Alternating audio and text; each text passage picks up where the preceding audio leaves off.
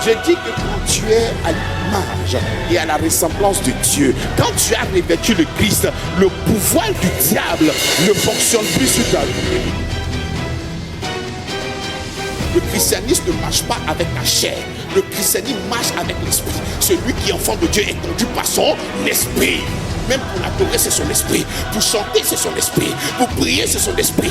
Pour exhorter, c'est son esprit. Pour manifester l'amour, c'est son esprit. Pour faire toutes choses, c'est son esprit. Si c'était là, tu avais cette capacité de détruire les autels, je te pose la question. Pourquoi Jésus-Christ est venu?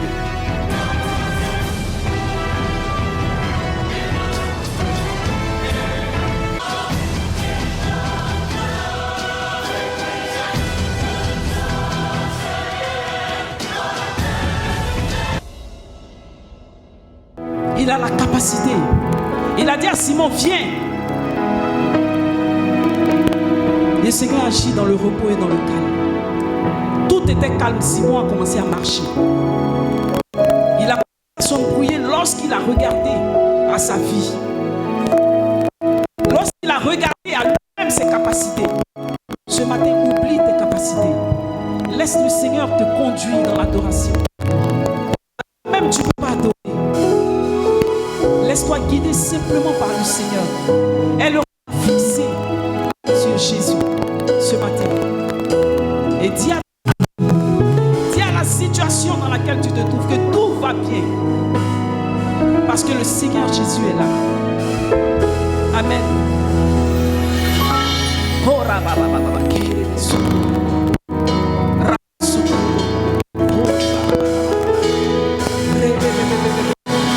Seigneur, tant que tu règnes dans ma vie, tout va bien. Tant que tu règnes dans cette assemblée, Seigneur, tout va bien. Je proclame que, Seigneur, ce matin, tout va bien. Oui, parce que tu es présent. Oui, parce que tu es là. Ta présence nous fait du bien. Ta présence remplit cette salle, Seigneur. Nous te rendons grâce, Seigneur, pour ta présence au milieu de nous.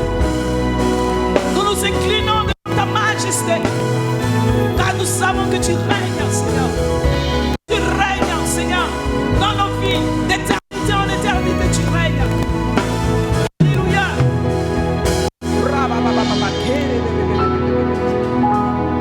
Seigneur, tu es Dieu. Tu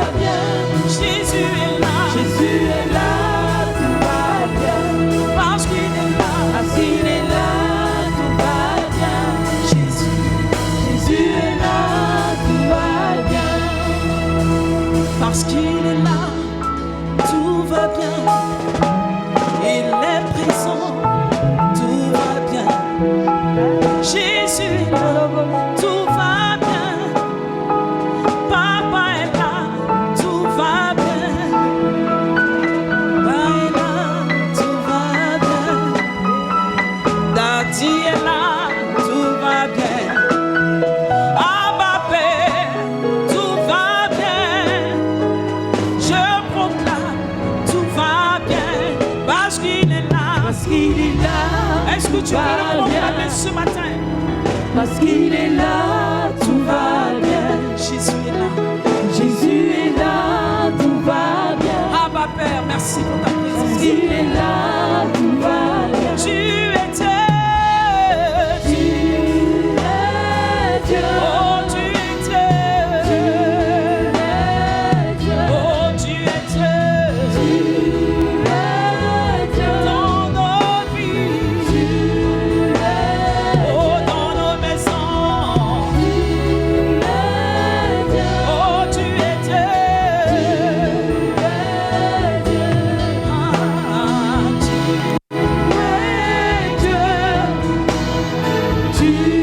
Alléluia, Seigneur, nous voulons faire monter notre adoration. Nous voulons t'élever, te magnifier, Seigneur. Te dis combien de fois tu es bon, Seigneur. Tant que tu donnes chance, Seigneur, à ce corps mortel que je suis, Seigneur. Je ne peux que t'adorer, Seigneur. Je ne veux que t'adorer. Je ne veux que t'élever, Seigneur. Je ne veux que te magnifier. Alléluia.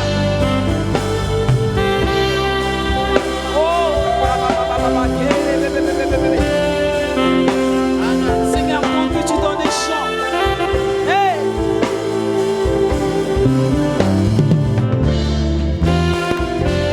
Tant que tu donnes un chant, je te donne mes louanges. Je promets à chaque instant de te chanter à grâce sur grâce. Tant qu'il y aura la vie dans ce corps mortel, je ne cesserai pas de t'adorer. Je ne cesserai pas jamais de t'adorer. Je ne cesserai pas, non, non, non, de t'adorer. Tant que tu donnes le chant, ma vie, tant que tu donnes le chant, je te donne mes louanges. Je promets à chaque instant de te chanter avec les anges. Tant qu'il y aura la vie, il y aura la vie dans ce corps mortel.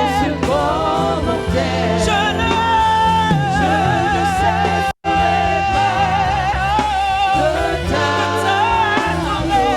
de t'adorer. Je ne cesserai pas. Je ne cesserai pas. Je ne cesserai pas. Je ne cesserai pas. Je ne cesserai pas.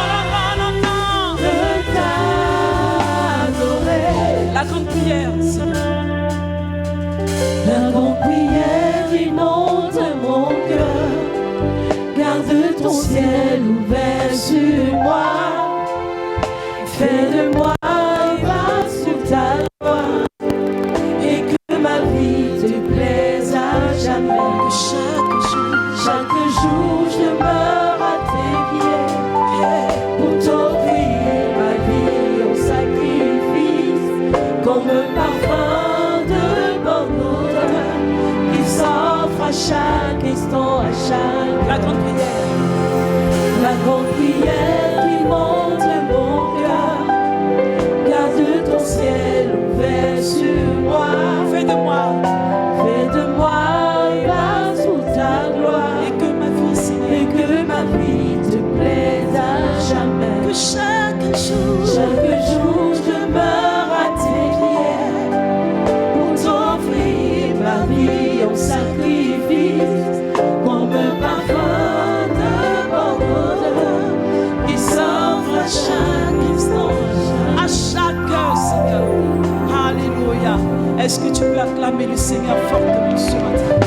En poussant les cris de joie. Alléluia. Gloire à Jésus-Christ. Bien-aimés, sous vos ovations et acclamations nourries, nous allons recevoir le docteur Avi Patrice. Bénissons le Seigneur pour son serviteur. Gloire à Jésus-Christ. Alléluia. Nous continuons d'acclamer Jésus-Christ. Il est le centre de notre réunion. Il est le centre de nos acclamations. C'est pour lui que nous sommes là. Si tu veux acclamer le Seigneur, acclame-le bien. Il est digne de recevoir louange et acclamation. Seigneur, reçois l'acclamation de ceux que tu as créés. Reçois l'acclamation de ceux que tu as lavés par ton sang. De ceux que tu as justifiés par l'œuvre de la croix. Reçois l'acclamation de ce vase là où toi-même tu résides, Seigneur. Merci pour ton amour et merci pour tout ce que tu es et tu représentes pour nous. À toi l'honneur et à nous la paix. Toi qui vis et règnes pour des siècles et des siècles.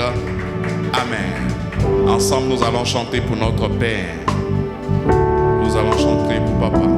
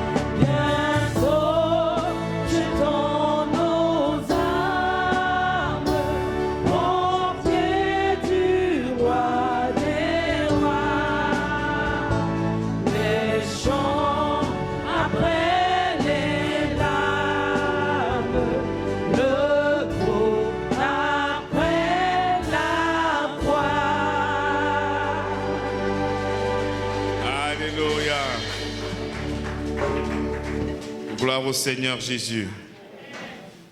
Nous bénissons le Seigneur pour son amour. Debout pour la bataille.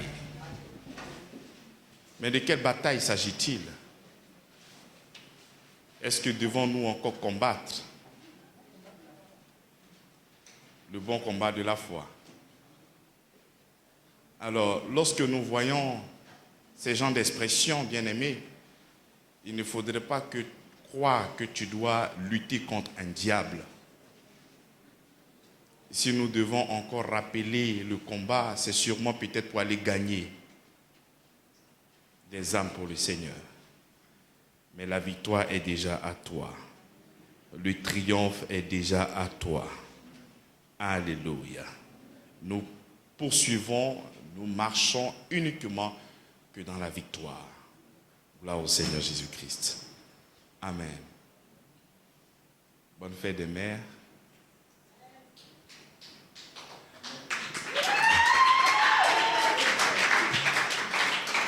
Les hommes acclament les femmes de grâce sur grâce. Elles sont toutes belles. Elles sont ravissantes. Alléluia. Vous savez, avant de rentrer dans cette prédication, nous n'avons pas encore fini avec le sang précieux. Non, pas encore. À l'honneur de la fête des mères, j'ai décidé de donner un mot à l'endroit de nos mères. Sinon, le sang n'est pas encore fini. Il y a encore des choses encore. Ou bien tu es déjà rassasié? Ah non, non, on doit encore fouiller. Il y a beaucoup de bonnes choses encore dans le sang. La source de notre salut. Lorsque tu finis de comprendre ça, bien-aimé, il n'y a plus rien à faire. Tu es debout et tu es vaillant. Amen. Alors pour ce jour, nous allons parler autour de la femme. Je suis là, je réfléchis, je ne sais pas comment l'aborder. Je suis un prédicateur de Jésus-Christ, je ne suis pas un prédicateur de la femme. Donc je réfléchis. Mais je sais que le Seigneur qui est tellement doux et agréable, il me fera la grâce de dire des choses essentielles pour toi. Amen. Tu sais que le diable, c'est un menteur. Dis avec moi, c'est un menteur. Il ment. Tu sais, si tu es en train de composer le message que tu dois prêcher à l'endroit de la femme et que tu ressens qu'on t'a donné des faux coups, c'est difficile de prêcher. Amen ou pas amen? Tes sentiments peuvent prendre un coup. Amen ou pas amen? Mais il faudrait avoir la force, le discernement, afin de pouvoir dire ce qui est juste et ce qui est vrai. Alléluia. Le diable, c'est un menteur. Il peut utiliser plusieurs situations, il peut utiliser beaucoup de défis pour nous donner un faux langage. Que tu sois archibishop fois 100. Tu peux entendre des personnes dire « Oh, mais la femme, oh, mais la femme, oh, mais la femme ». Tu vois que cette personne-là est en souffrance. Le diable l'a frappé, maltraité au point où il a oublié que la Bible dit que tout était bon et parfait. Il a oublié. Mais qu'est-ce qu'il a fait oublier? Ce sont les coups.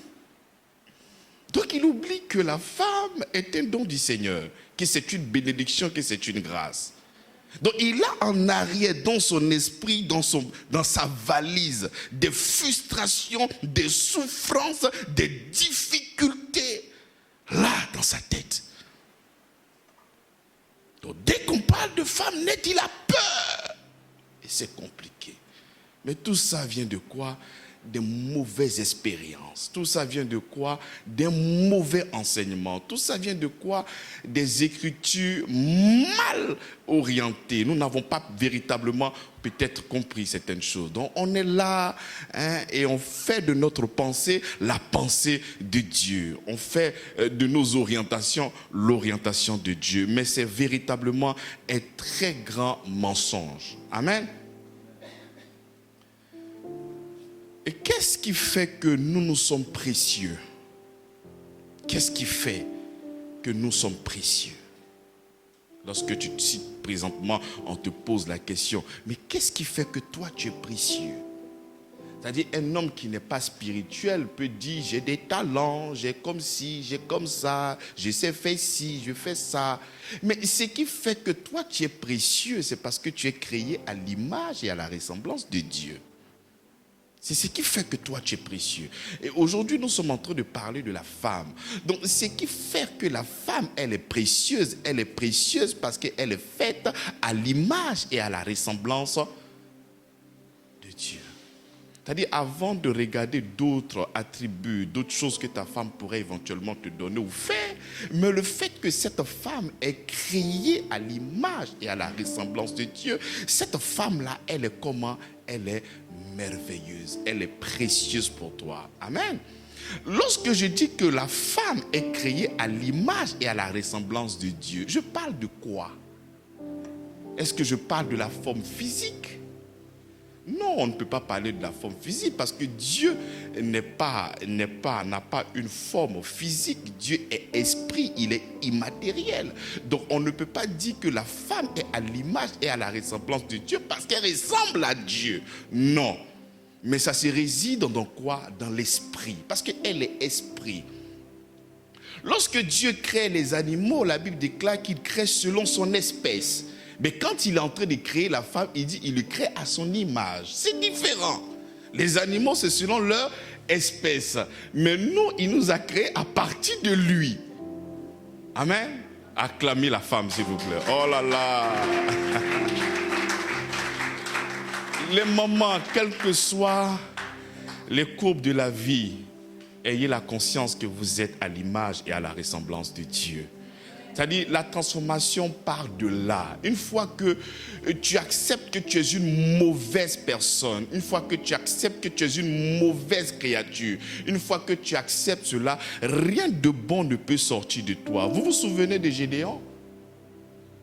Tu vois, il avait déjà cette mentalité, mais qu'est-ce qui peut sortir de moi? Une fois que tu as cette mentalité, rien ne peut sortir de toi, parce que toi-même, tu t'es déjà disqualifié, tu t'es déjà jugé indigne. Le fait que Dieu dit que je t'ai créé à mon image et à la ressemblance, il fait de toi une personne digne. Les hommes, j'ai besoin de plus d'amen des hommes, pas des femmes. J'ai besoin plus de... Normalement, on devait mettre les hommes de côté, les femmes de côté. J'ai besoin plus des amens des hommes, pas des femmes. Ah, alléluia. Reçois ta délivrance aujourd'hui. Tu as passé ton temps à critiquer les femmes. Aujourd'hui, là, le Seigneur va venir laver leur nom au nom de Jésus-Christ. Donc, lorsqu'il crée la femme selon son esprit, quand Dieu dit qu'il crée l'homme selon son esprit, il lui donne déjà la faculté, la capacité d'être en relation avec l'homme. Donc la relation qui existe entre Dieu et nous subsiste par l'esprit. Paul vient, il confirme, il dit c'est lui. Lorsque l'esprit de l'homme et l'esprit de Christ s'attachent, ils forment un seul et même esprit. Donc, là où il y a la coalition, là où il y a alchimie, ce n'est pas au niveau du corps, ce n'est pas au niveau de l'âme, c'est au niveau de quoi? De l'esprit. Donc, quand Dieu crée la femme et qu'elle est esprit, elle est donc un moyen, un canal par lequel Dieu peut s'investir. Dieu peut s'investir. Donc le fait déjà de savoir que la femme est esprit est donc un contact. Il peut donc y avoir un contact entre le divin et l'humanité. Et tout ce qui est du divin, qui est l'amour, qui est la bonté, qui est tout ce qui caractérise Dieu, peut être aussi impacté mais à la femme. Donc même si tu vois un frère, enfin une soeur qui n'est pas encore réconciliée avec le Seigneur, ne la méprise pas, parce que c'est un élément potentiel pour rentrer en contact avec Dieu. Le fait qu'elle soit créée à l'image et à la ressemblance de Dieu fait de cette personne-là une personne spéciale et extraordinaire. Même si c'est une féticheuse, le fait qu'elle soit une femme, le fait qu'elle ait l'esprit. Mais lorsque nous annonçons l'évangile et que tu dis amen et que tu reçois, le Saint-Esprit vient habiter en toi et tu deviens comme nous. Tu deviens un enfant de Dieu. Nous étions tous perdus, errants, vagabonds, séparés de Christ, étrangers dans cette alliance. On n'était pas mieux que quiconque. Tous ont péché, sont privés de la gloire de Dieu. Donc si aujourd'hui on proclame que tu es devenu enfant de Dieu par Christ et qu'en Christ tu es l'image parfaite de lui, il faut savoir aussi que cette féticheuse là, celle que tu appelles féticheuse, celle que tu appelles prostituée, celle que tu appelles elle, tout ce qui est mauvais, elle a donc cette capacité d'être aussi en contact avec le Dieu créateur du ciel et de la terre. Et ça, de ce postulat-là, mais tu ne peux que célébrer ce que Dieu a créé. Tu ne peux que aimer ce que Dieu a créé. Tu ne peux que exalter ce que Dieu a créé. Toi, tu ne peux pas venir disqualifier ce que Dieu a créé. Tu te tiens sur quoi pour disqualifier ça? Mais dis-moi, c'est quoi? Si ton expérience à toi, tu as quelle expérience pour venir disqualifier ce que Dieu a créé? Toi, tu es qui dans cette création?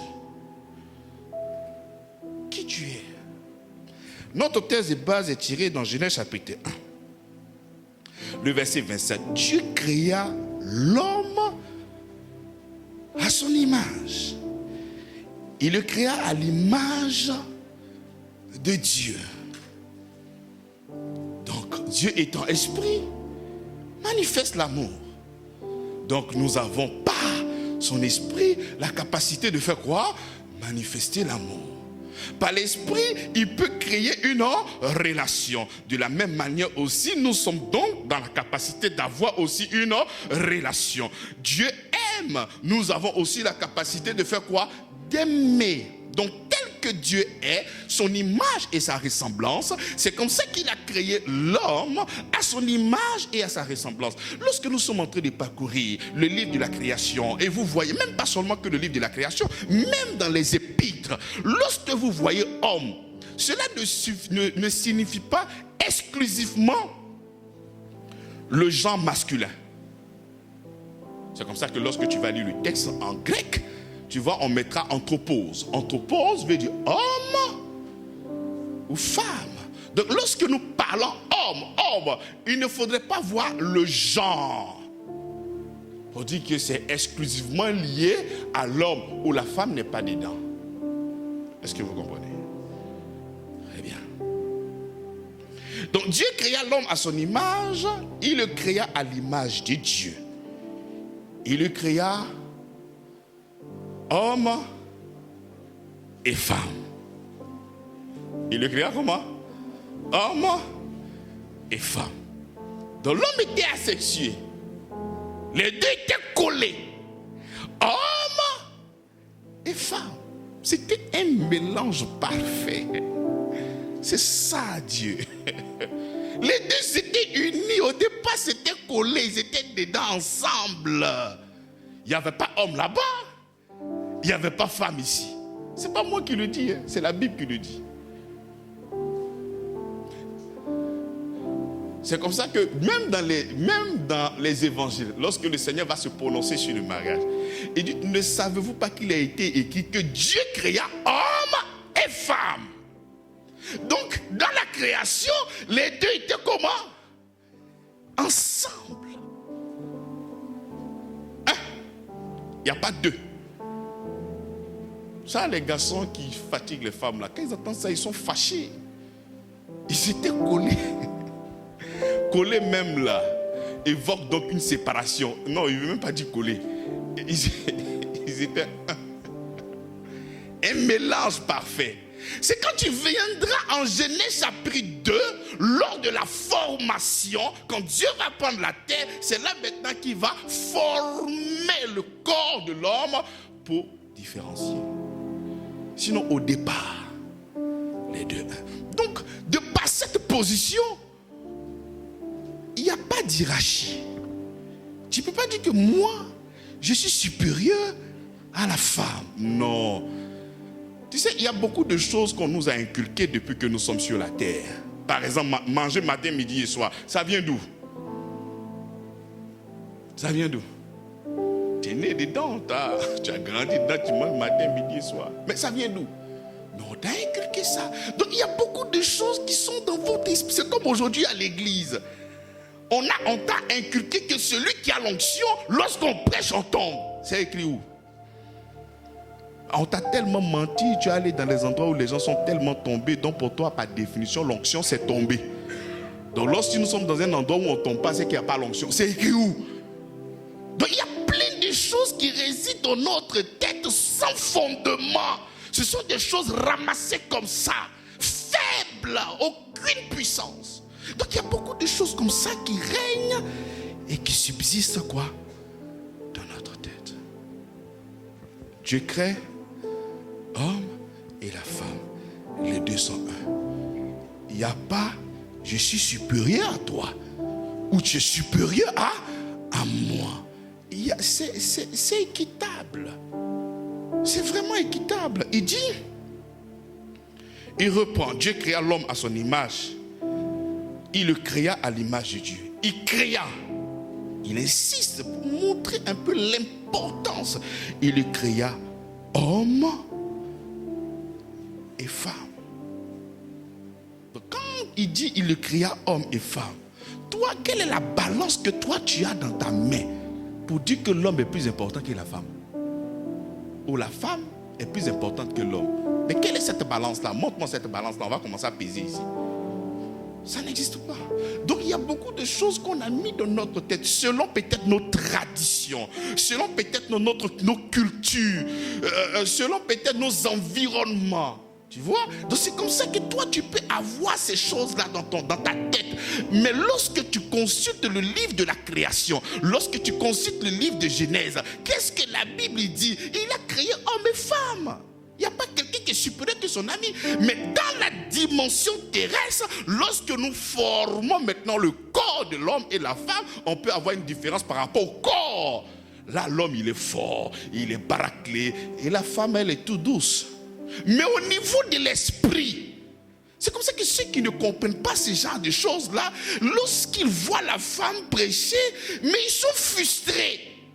Parce qu'ils pensent que quand Dieu nous regarde, il nous regarde dans la dimension de la chair. Lorsque Dieu nous regarde, il ne nous regarde pas dans la dimension de la chair, mais il nous regarde dans la dimension de l'esprit. Parce que c'est là-bas qu'il réside. C'est là-bas qu'il siège. Donc de la même manière qu'il peut rentrer en contact avec l'homme au niveau de son esprit, c'est comme ça aussi qu'il peut rentrer en contact avec la femme au niveau de son esprit. Il n'y a pas de différence.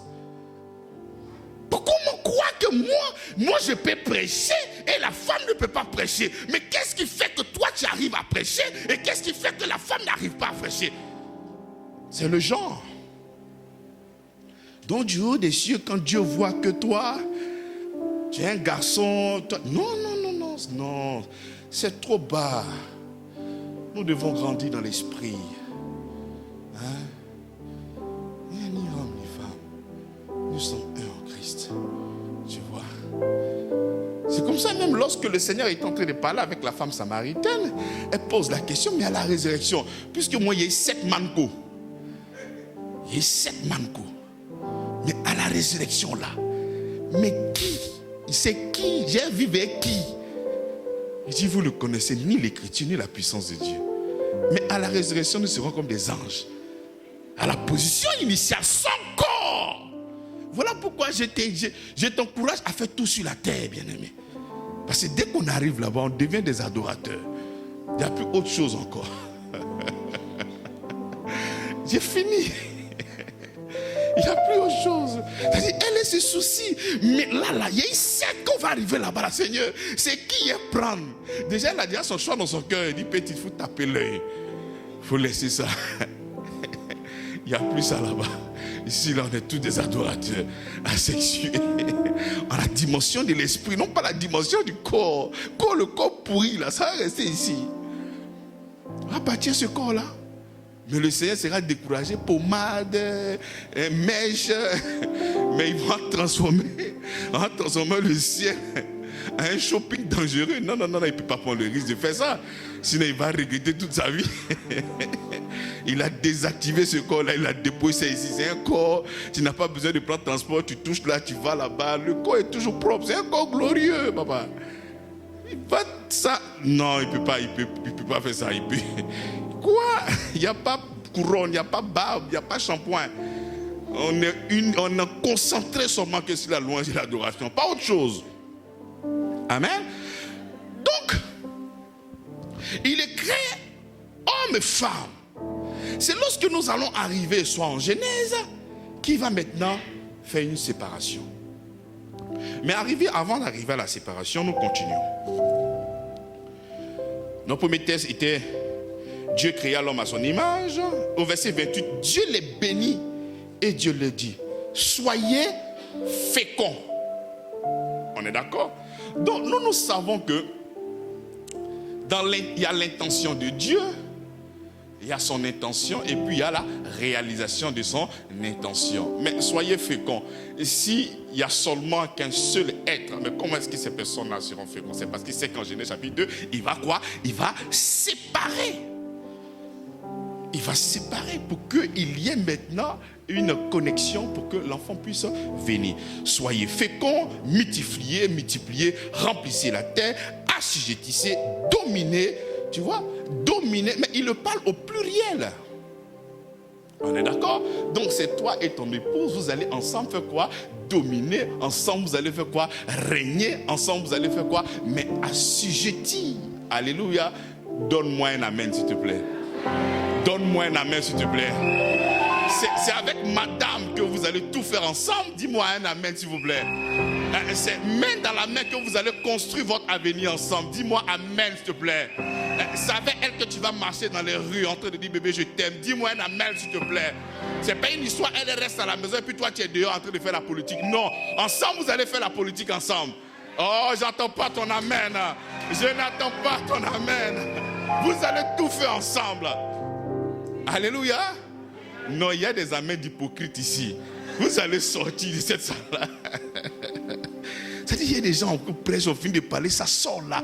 Ensemble, vous allez dominer. Ensemble, vous allez régner. Ensemble, vous allez assujettir. Ensemble, vous allez éduquer vos enfants. Ce n'est pas une histoire de la femme qui éduque la femme et toi, tu envoies l'argent. Non, c'est ensemble que nous allons tous bâtir ensemble. Quand tu es perturbé et que tu n'arrives pas à trouver une solution, et les gens disent que c'est la nuit qui parle, qui donne conseil. La nuit a déjà parlé. La nuit a déjà parlé. C'est la femme qui te parle et arrivé au travail, tu te joues maintenant, les grands patrons, j'ai pris une décision. Il faut dire, ma femme a pris une décision. Quand tu finis de donner là. Donc le jour qu'elle est coincée par rapport aux enfants, mais viens aussi l'aider. Parce que c'est ensemble que nous devons bâtir. Lorsque tu avais un problème de l'autre côté, elle t'a donné une idée, mais j'ai des problèmes aussi avec les enfants. Pourquoi tu dis que non, c'est une affaire de la femme? Mais viens aussi pour que nous puissions corriger l'éducation des enfants. Donc il n'y a pas une activité qui est léguée à la femme et une activité qui est léguée à l'homme. C'est ensemble que nous allons assujettir. C'est ensemble que nous allons régner. C'est ensemble que nous allons dominer. C'est important. Nous prenons Genèse chapitre 2. À partir du verset 18. La Bible dit, l'Éternel Dieu dit, il n'est pas bon que l'homme soit seul. Acclamez les hommes parce qu'il y a beaucoup d'hommes qui souffrent. Il y a beaucoup d'hommes qui souffrent. Ah non! Je préfère être seul que mal. Je préfère être seul que mal accompagné. Enfin, les femmes là, il faut te lever très tôt. Hein? C'est-à-dire que tu vois les gens, tu vois, tu sais que la personne est en train de souffrir. Tu sais que la personne a été maltraitée. Il veut fuir. Mais tu veux fuir aussi, tu ne laisses pas. Pourquoi tu reviens la nuit? Hey, Jésus, aide-nous. C'est pas facile. La Bible dit, l'Éternel Dieu dit, il n'est pas bon que l'homme... Je pose la question. C'est qui déclare qu'il n'est pas bon que l'homme soit seul? Non, toi tu dis que Dieu ne dit pas la vérité. Mais toi tu dis qu'il est bon que toi tu sois seul. Non mon cher, si elle vient n'a qu'à partir, moi il peut vivre seul. La Bible dit il n'est pas bon que tu sois seul. La Bible dit il n'est pas bon que tu sois. Oh, si elle vient n'a qu'à partir, moi je suis seul et vis bien, c'est faux. C'est la souffrance, c'est la dépression qui te fait parler comme ça. Toi tu es un gars comme Job, tu penses que non. Il n'est pas bon, il n'est pas bon. Mais si le Seigneur lui-même déclare qu'il n'est pas bon, qui toi tu es pour dire que c'est bon? Genre Dieu parle et toi tu dis le contraire. Mais quand le Seigneur dit qu'il n'est pas bon que l'homme soit seul, mais d'où il a enlevé cette révélation? C'est parce que dans Genèse, chapitre 0, le verset 0, il s'est retrouvé seul. Raison pour laquelle il a créé l'homme pour être en relation avec l'homme. Donc quand il se retrouve dans cette position et qu'il pense que l'homme sera seul, il dit il n'est pas bon mon fils que tu sois seul. Il faut qu'il y ait quelqu'un près de toi. Parce que lui il a vécu ça. Cette servitude là. Et il dit non. Et il a créé l'homme pour manifester l'amour, pour manifester la grâce, pour tout manifester dans la vie de son enfant. Et toi, il finit de te créer. Il a créé les espèces. Adam n'avait pas la conscience de la femme. Parce qu'il est innocent. Il se dit c'est normal qu'il soit comme ça. Tu vois? Donc il nomme les animaux, il fait ci. Dieu, du haut des cieux, le regarde. Ah mon petit, non. Il ne peut pas te laisser comme ça. Il faut que j'envoie une manco vers toi. Il faut que j'envoie une fleur vers toi. Il faut que j'envoie la douceur vers toi. Il faut que j'envoie une femme créée par mes mains. Et tu vas voir que la création de la femme et l'homme, la formation est très très différente. Pourquoi? Parce qu'avant même de parler de cette formation, il y a eu d'abord l'émotion. Il dit, il n'est pas bon. Ça, c'est l'émotion. Donc, lorsque Dieu est en train de former la femme, il a déjà une émotion. Parce que quand il dit l'homme ne doit pas être seul. Donc, il va créer maintenant. C'est-à-dire, il va créer quelque chose pour aider l'homme, pour compléter l'homme, pour l'aider à vivre en paix et en amour sur cette terre. Il ne veut pas laisser cet homme-là être livré à lui-même et lui seul. Donc il dit, il n'est pas bon. C'est comme si toi, en tant que père, tu vois les fournitures soient peut-être de tes enfants. Et tu vois qu'il y a le bic ou bien il y a beaucoup de choses qui manquent. Non, il n'est pas bon que tu partes à l'école comme ça. Parce qu'arriver là-bas, il va falloir que tu puisses écrire. Donc, arrivé un moment, tu sais que l'enfant sera comment? L'enfant sera coincé. Donc, Dieu sait que ce qui est bon pour toi, c'est ça. Donc, je vais créer cette femme-là pour t'envoyer. Donc, ce n'est pas une demande. Ce n'est pas toi qui as demandé. Raison pour laquelle nous voyons à chaque fois que Dieu est tellement doux. C'est-à-dire, il pense même dans les moindres détails. Il pense à toi. Il dit, il n'est pas bon que l'homme soit seul. Je lui ferai quoi? Une aide. Une aide. Il dit une aide. Une aide. Non, je n'ai pas besoin qu'on m'aide. J'ai le Seigneur Jésus qui ça me suffit. Lui-même, il sait qu'il est avec toi. Oh bien. Mais il dit, c'est pas bon que tu sois seul. Toi, tu dis, non Seigneur, ta présence me suffit. Oh, il dit, c'est la dépression qui fait ça. C'est la difficulté qui te pousse à dire ça. C'est l'orgueil qui te pousse à dire ça. C'est la méchanceté qui te pousse à dire ça. Quelqu'un qui dit que moi, je n'ai plus besoin de femme, moi, je vais vivre seul. Le gars là, je dis bien qu'il souffre. Je vous dis la vérité, je suis votre pasteur. Demain, vous serez peut-être quelque part en train d'apporter la parole. Quand quelqu'un dit que je veux que... Il ne faut pas te fatiguer. Il faut savoir dans ta tête que le monsieur est dépressif. Il faut commencer à le consoler. Il faut commencer à intercéder. C'est-à-dire, si tu viens dans cette famille, que tu as deux gars avec toi, tu demandes à tes deux gars, il faut commencer à intercéder. Pour la blessure de son cœur.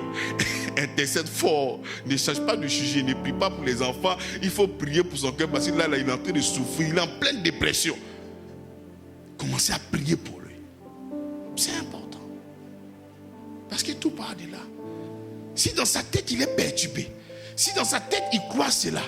Mais le fait d'avoir ça dans son esprit et dans sa pensée, mais ça va réjaillir dans sa vie de tous les jours.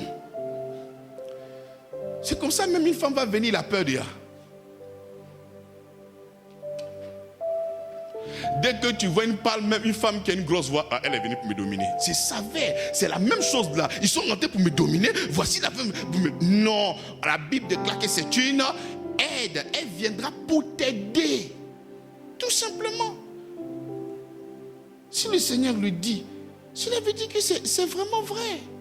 Tu vois, c'est quand créer toutes choses. La Bible a signé. Il dit que tout était bon et parfait. Donc si le Seigneur finit de signer, qui dit que la femme, elle est bonne, mais vas-y, crois qu'elle est bonne. Le problème avec toi, si toi-même tu crois déjà que cette femme-là n'est pas bonne, mais c'est comme ça que c'est le négatif qui viendra aussi vers toi. Parce que la Bible dit, la vie et la mort sont au pouvoir de la langue. Amen. Il y a quelqu'un qui est en train de dire, ah mais pasteur, mais il y a des femmes aussi qui nous ont créé des problèmes. Hein. Lorsque tu vas voir cette parabole sur l'eunuque. Je vais prêcher un jour dessus, vous allez mieux comprendre. La Bible fait comprendre qu'il y a des eunuques qui sont par naissance. Qui sont venus par quoi? Par naissance. Ce n'est pas un choix. Donc par naissance, il y a une déformation. Donc il est devenu eunuque, non pas par un choix, mais par déformation. Tu comprends? Donc s'il y a des gens, par naissance, ces personnes-là sont déjà déformées par plusieurs choses, ça serait difficile pour cette personne d'entrer dans le mariage. Et il y a des personnes aussi qui sont devenues uniques parce qu'on les a castrées. C'est une violence. Dans cette personne-là, c'est difficile pour qu'elle puisse encore être avec soit peut-être un homme. Et il y a le dernier point qui sont devenus uniques à cause du quoi? Du royaume des cieux. C'est-à-dire ils ont décidé de s'abstenir de beaucoup de choses pour la seule gloire du nom de Jésus-Christ. Donc ces gens de personnes-là se plaisent et se complaisent dans l'adoration et la célébration de leur Seigneur. Et ils ont décidé de vivre comme cela. Tu ne peux pas venir dire le contraire. Mais à part ça, tout est bon et tout est pur pour celui qui veut. Je ne sais pas si vous venez de comprendre. Hein? Très bien. Alors, l'Éternel Dieu dit, il n'est pas bon que l'homme soit seul, je lui ferai une aide semblable. Donc, Dieu, créateur du ciel et de la terre, réalise, discerne, a l'information que l'homme a besoin d'une aide, mais comment? Une aide semblable. Semblable. Dieu, il est immatériel. Dieu est esprit. Il est présent, c'est vrai. Mais tu as besoin de quelqu'un près de toi semblable. Parce qu'en Genèse chapitre 1, le verset 27, nous devons se quoi? Se multiplier. Mais on se multiplie comment? Comment tu te multiplies? Parce que si l'homme est seul, il va se multiplier comment? Je te demande, toi, tu dis que tu es resté seul là. Tu te multiplies comment? Il y a des gens quand même qui exagèrent, quoi. Comment tu peux venir à l'église prier le Seigneur pour avoir un enfant et tu ne fais pas l'activité pour avoir un enfant? C'est surprenant. Je ne sais pas, les gens, c'est-à-dire, ils sont super spirituels. Ah! En fait, tu veux réaliser ce qui s'est passé avec Marie. C'est-à-dire, tu es là, c'est ça, les prophètes, c'est ce que vous cherchez. Et vous avez eu des prophètes, ils mettent les bébés à distance dans ton ventre, boum, et puis en même temps, tu es enceinte. C'est ça. On va faire venir maintenant les prophètes pour vous. Tu es là en même temps sans... Je vois maintenant que ton ventre pousse. Je mets maintenant un garçon, il sort. Allez, il va accoucher. Alléluia. Le Seigneur m'a donné un enfant. C'est ce que tu veux? Non, c'est avec la femme. Et il est béni. Multipliez-vous. Amen. Donc lorsque tu es un homme, lorsque tu es une femme, que tu veux véritablement avoir un enfant, tu sais que tout ce que l'humanité fait afin de se créer des problèmes. C'est comme ça qu'aujourd'hui, une femme qui est émancipée, oh non, tu peux aller voir un docteur, voir un laboratoire, on te fabrique quelque chose là, et tu as un enfant maintenant, ils ont créé des couveuses virtuelles où tu peux ne pas porter l'enfant un bon matin, 9 mois plus tard, tu as fini de passer ta commande. On dit, madame, oui, votre enfant est prêt, venez le chercher. Oh là là, mon bébé. Non. Tout ça, c'est quoi? C'est la déformation, c'est la souffrance qui fait ça. Parce que quand tu regardes ces femmes qui t'ont fait souffrir là, mon enfant va être dans ton ventre. Yeah! Non, je préfère aller prendre ma Chine. Non. Je ne veux même pas que le père de mon enfant connaisse son père. Je veux comprendre comme ça, une sémence comme ça, et je vais payer et puis venir me donner. Moi aussi, je vais m'occuper de mon enfant. Parce que l'homme est trop mauvais. C'est la dépression. Il n'y a pas un autre, c'est quelqu'un qui est dépressif. Priez pour cette personne-là. Parce que c'est quelque chose que Dieu dit que c'est bon et c'est doux. Comment est-ce que toi, tu as te fait violent pour ne pas prendre ça? Comment? Comment?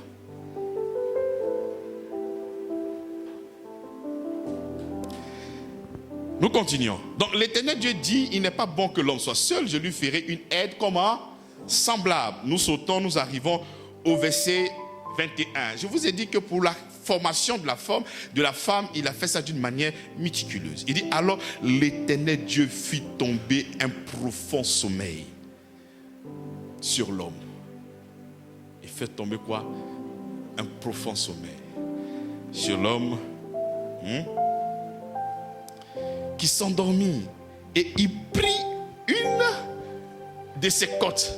Il n'a pas pris ça dans la tête pour dire que la femme doit venir dominer l'homme. Les femmes qui aiment dominer là, bon, aujourd'hui c'est votre temps, donc on va parler de vous. Donc on n'a pas pris la femme là dans la tête comme si elle doit venir pour dominer l'homme. On n'a pas pris aussi la femme là sous tes pieds pour dire que là, tu vas toujours quoi? Mais la piétiner. Mais la Bible prend où? Il dit dans ses côtes, symbolise que cette femme-là doit être aussi à côté de toi, d'une manière simple. D'une manière simple. On aime chercher souvent des grosses révélations. Je dois chercher ma côte. Ma côte est où? Non, elle est tirée de la côte parce qu'elle doit être à côté de toi. D'une manière simple.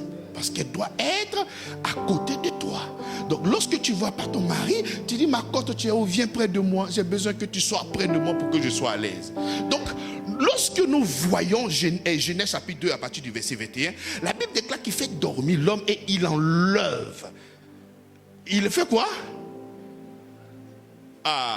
Donc l'homme au départ qui était comment? Complet. Donc on enlève quelque chose. Est-ce qu'il est toujours complet? Est-ce qu'il est toujours complet? Il n'est pas complet. Donc il ne faut pas penser que comme on dit une côte, c'est dit que non, c'est un petit truc là. Non. Tu ne peux pas calculer l'importance de cette côte que Dieu a enlevée. Il faut être humble. Il faut être humble.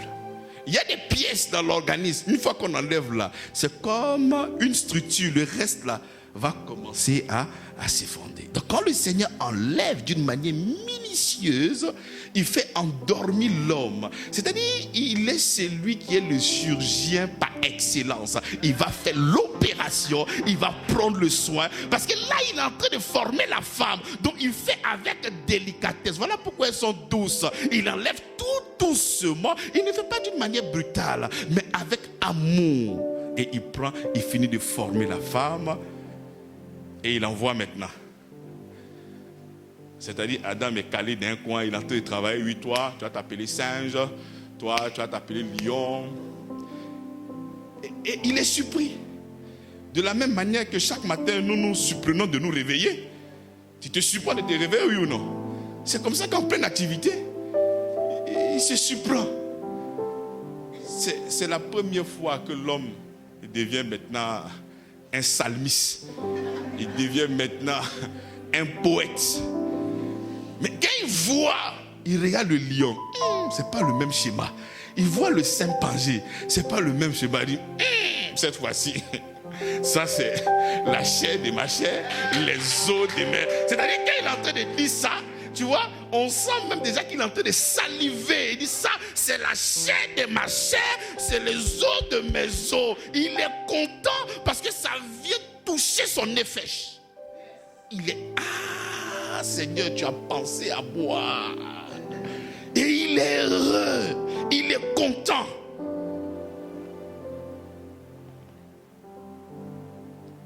Elle t'a fait quoi? Pour annuler tous ces versets-là, pose la question à celui qui... Elle t'a fait quoi?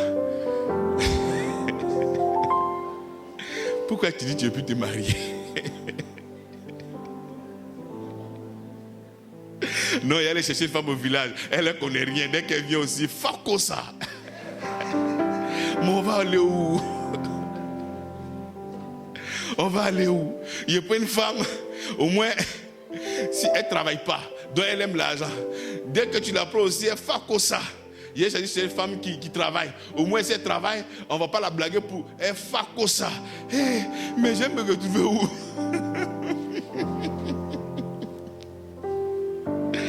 Tu vas tomber sur la bonne lorsque tu vas commencer à glorifier ce que Dieu a créé pour toi.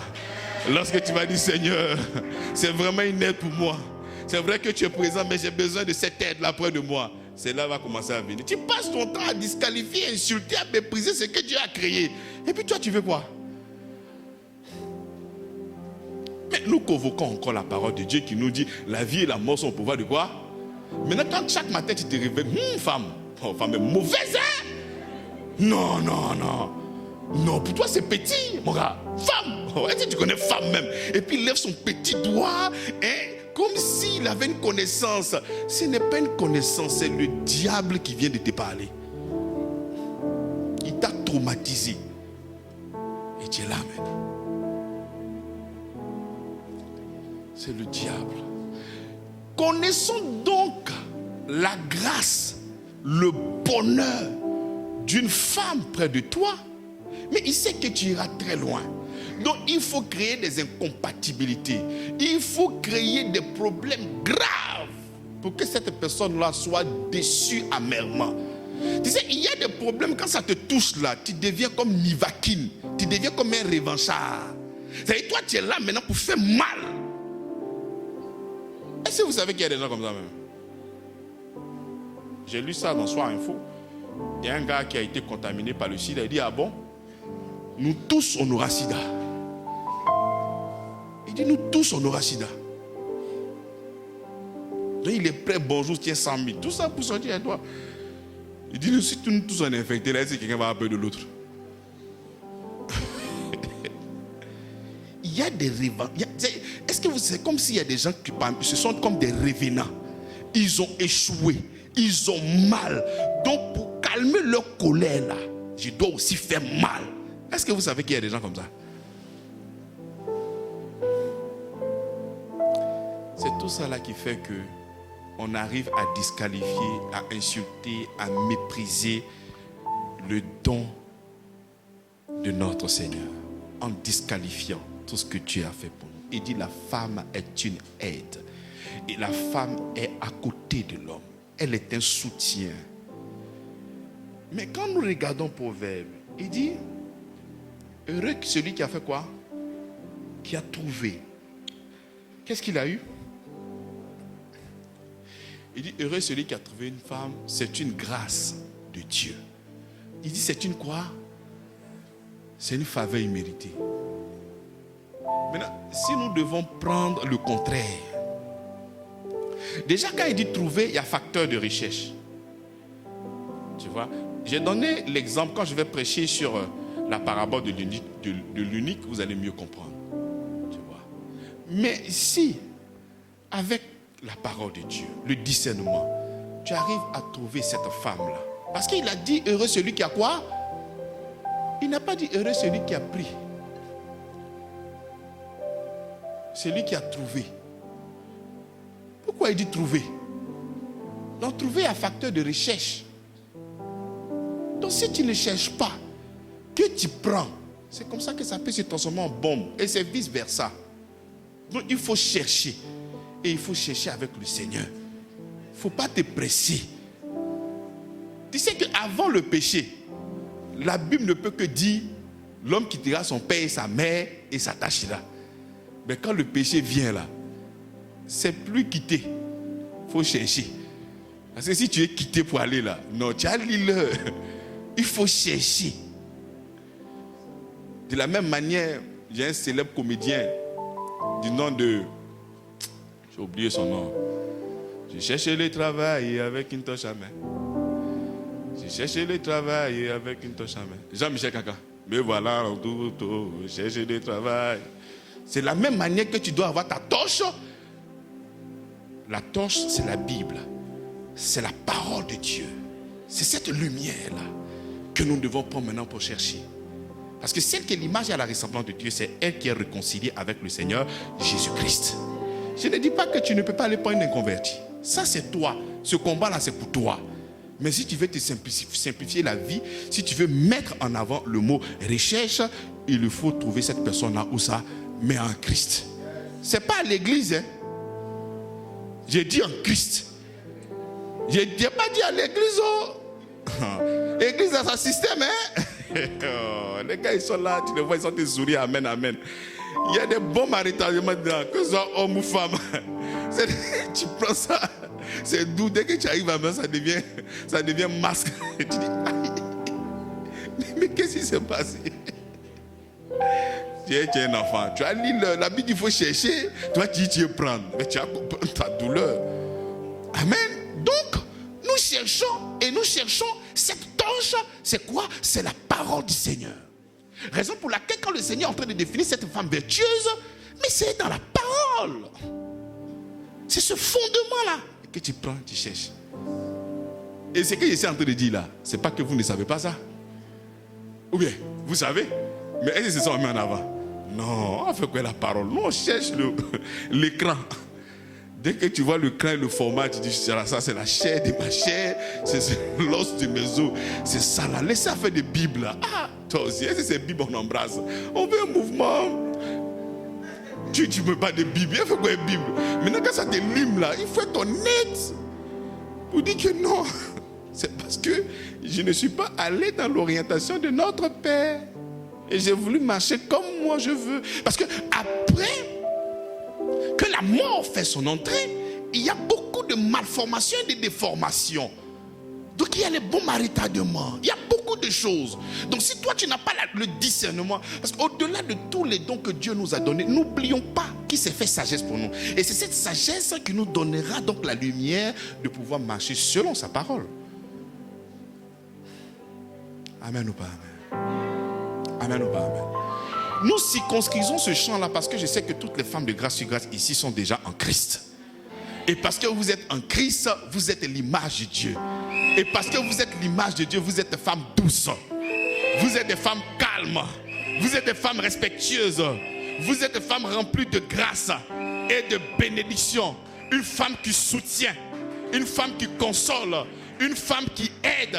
Même si son mari n'a pas pu payer le loyer, elle vient le compléter. Ça a chuté un coup. Le Amen a pris une vitesse de... Tu sais? Ah non, la femme là elle-même, elle a accepté de me marier. C'est un mensonge. Tu ne peux pas définir que ta femme t'aime parce qu'elle t'a marié. C'est un film. Non. C'est trafic. Tu ne peux pas prendre ça comme...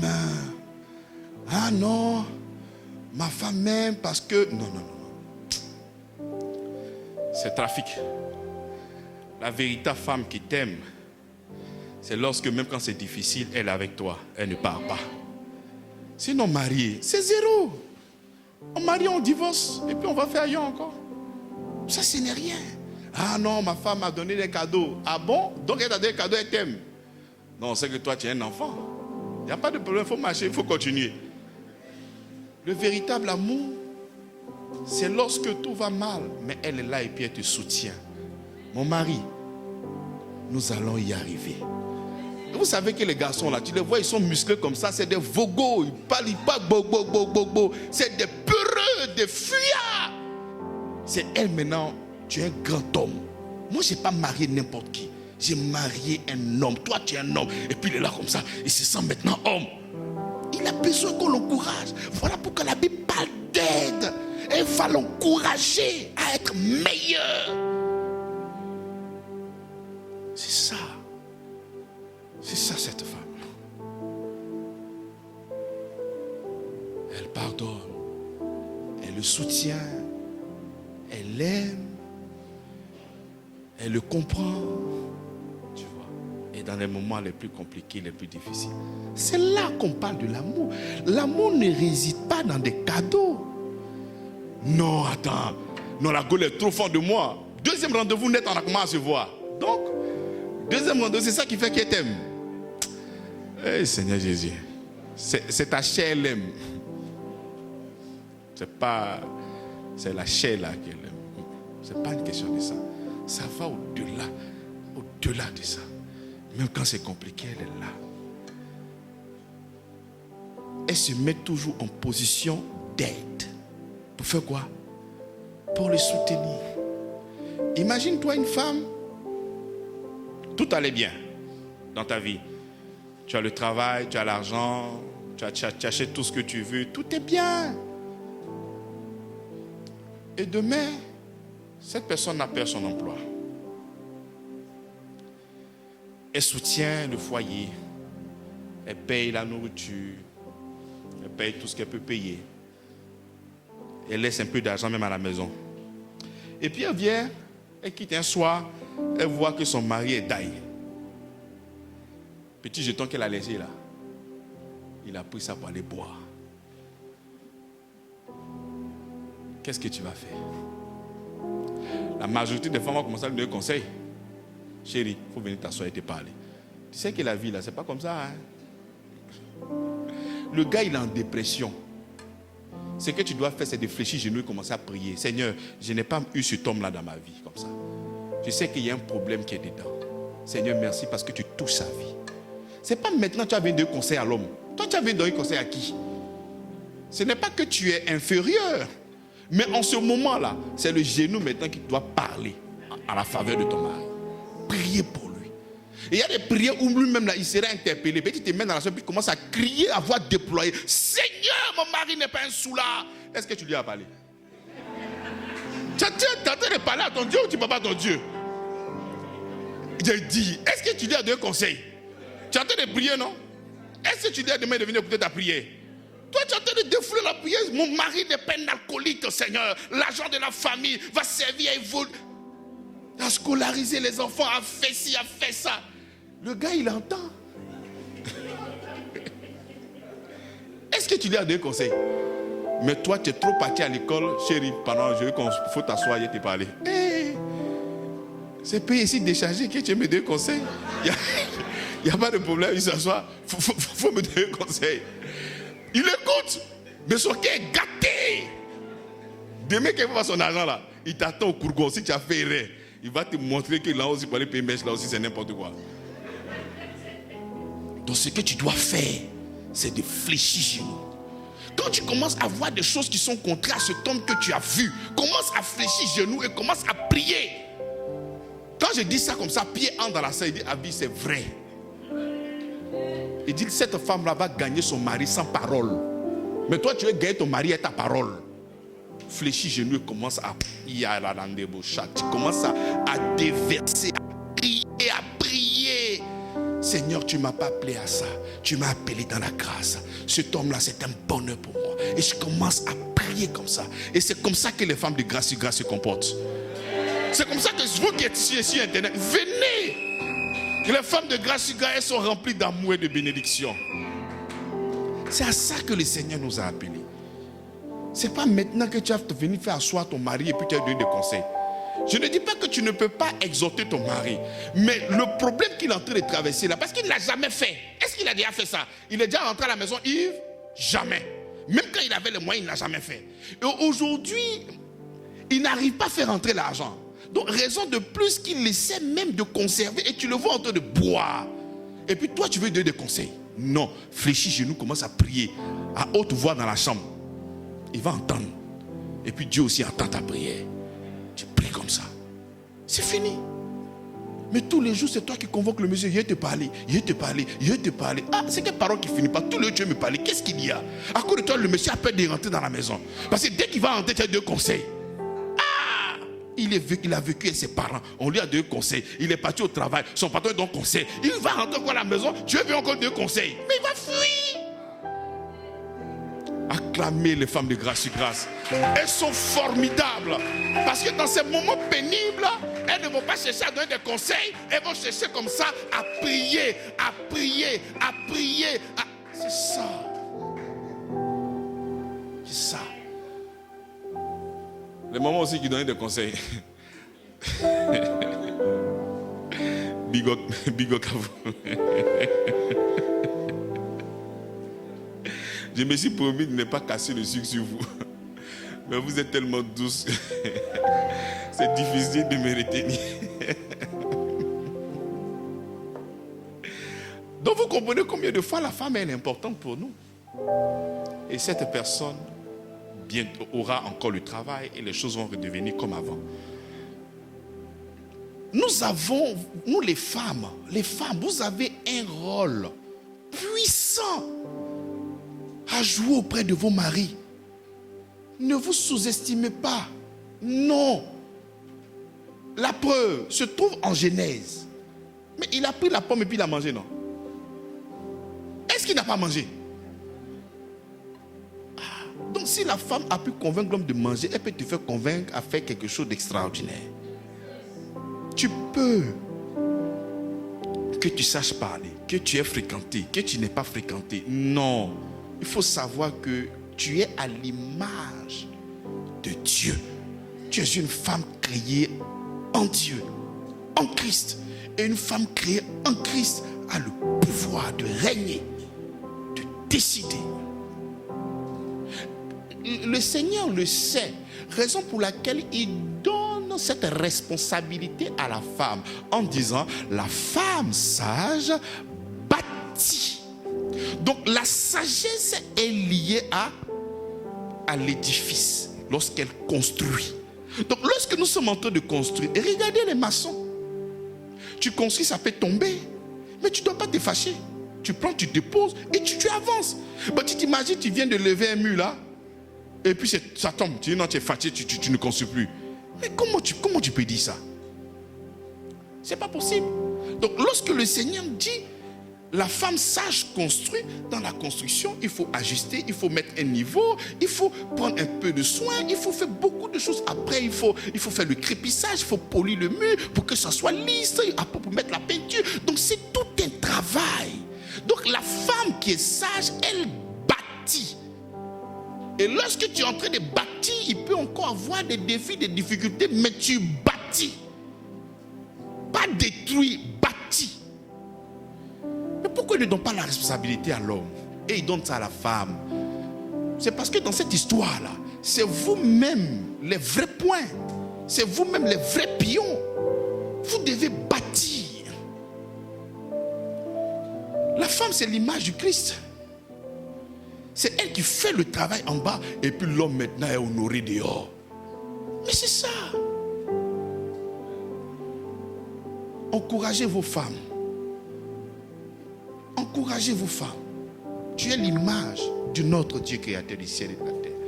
De toi sortira encore des choses, de toi sortiront des choses extraordinaires.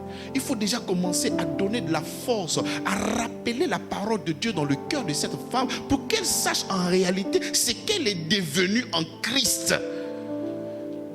C'est comme ça qu'elle pourra jouer ce rôle. Mais si tu passes ton temps à l'insulter, à la mépriser, mais elle va commencer à s'affirmer en fonction de ce que tu as sémé en elle. Ne blague pas avec la femme.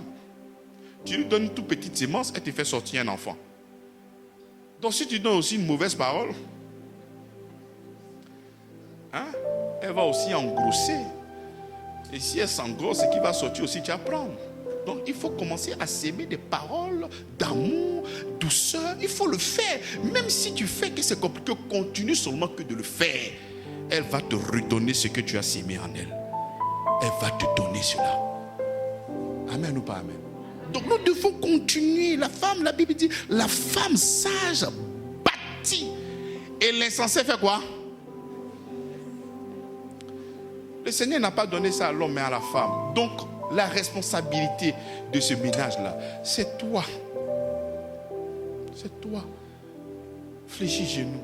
Continue dans la prière. Dans la prière. Dans la prière. Dans la prière. Construis, construis, construis, construis. Et nous allons voir à la fin que les choses seront meilleures. Les femmes ont arrêté de construire. Mais pourquoi nos moments d'avant, ça marchait beaucoup là-bas? C'est parce qu'elles ont décidé de construire. C'est vrai que nos papas, souvent, n'étaient pas vraiment sérieux. Ils maltraitaient nos mamans, ils faisaient tout ce qu'ils voulaient faire. Mais elles se mettaient dans cette position-là. Et si je ne suis pas là, mais qui va veiller sur ses enfants? Mais qui va faire ici? Donc, elles se mettaient dans ce sacrifice-là. Et elles bâtissaient, elles construisaient. Et nous avons vu le résultat. Cette génération, de plus en plus, les gens ne veulent pas bâtir. Dès qu'il y a un petit moustique qui est là, on a besoin d'un silence. On a besoin d'un silence. Lorsque nous sommes en train de bâtir, ce n'est pas renverser de sa main. Lorsque tu veux construire, tu sais que tu as un objectif à atteindre. Ce n'est pas pour venir renverser de tes mains. Donc nous construisons. Et dans cette construction, dans cet édifice-là, mais tu n'es pas seul. Tu es avec le Seigneur. C'est le Seigneur qui est avec toi. Il est avec toi pour t'aider à arriver là. Amen ou pas amen? Donc nous devons encourager nos mamans. Nous devons encourager nos femmes. Nous allons atterrir maintenant avec 1 Corinthiens, chapitre 11. à partir du verset 7. L'homme ne doit pas se couvrir la tête, puisqu'il est l'image de la gloire de Dieu.